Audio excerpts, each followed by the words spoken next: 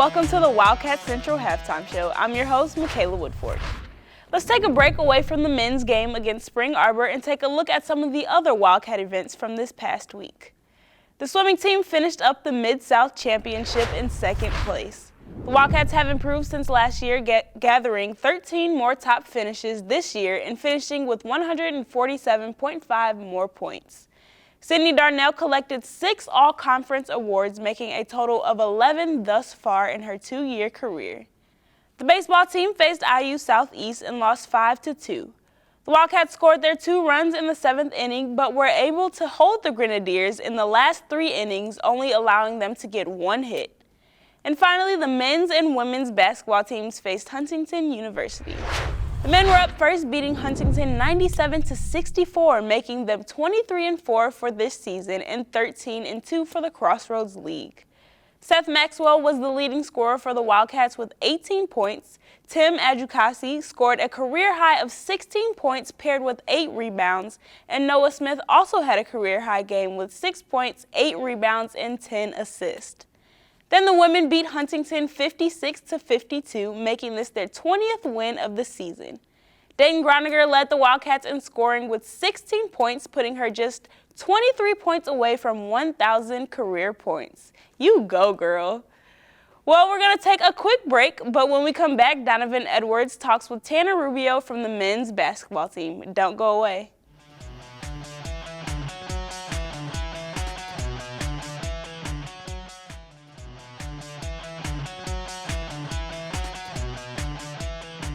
Welcome back to the Wildcat Central Halftime Show.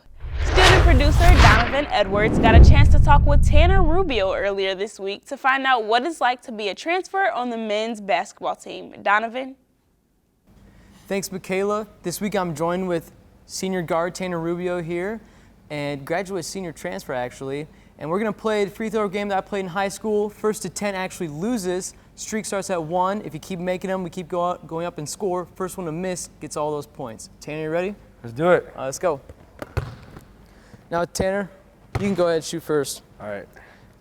I saw on your Instagram lately that people are saying you can't guard. What's up with that? Just a couple, when I was younger, I hated defense.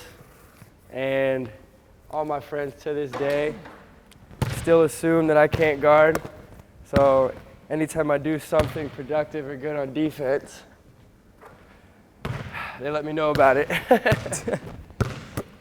Being a graduate senior from Jacksonville University, how did you hear about Little Indiana Wesleyan up here in Marion? Well, my previous school, Jacksonville University, my assistant coach, I told him I was transferring, and he was really good friends with Coach Clark, and he said, I have a school in Indiana for you.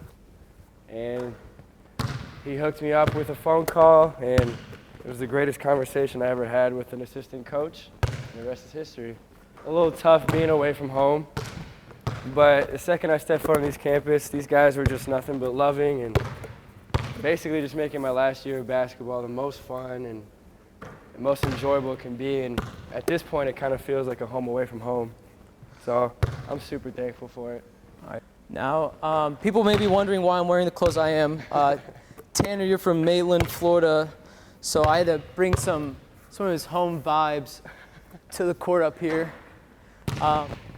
Did you hear about the I am third aspect from Coach Tonigal before he came here? Yeah, so it was definitely new to me.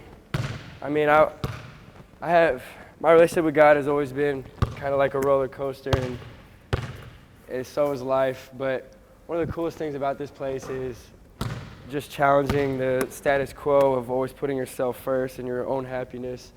He instills this foundation of love where you put God first, others second, and yourself third.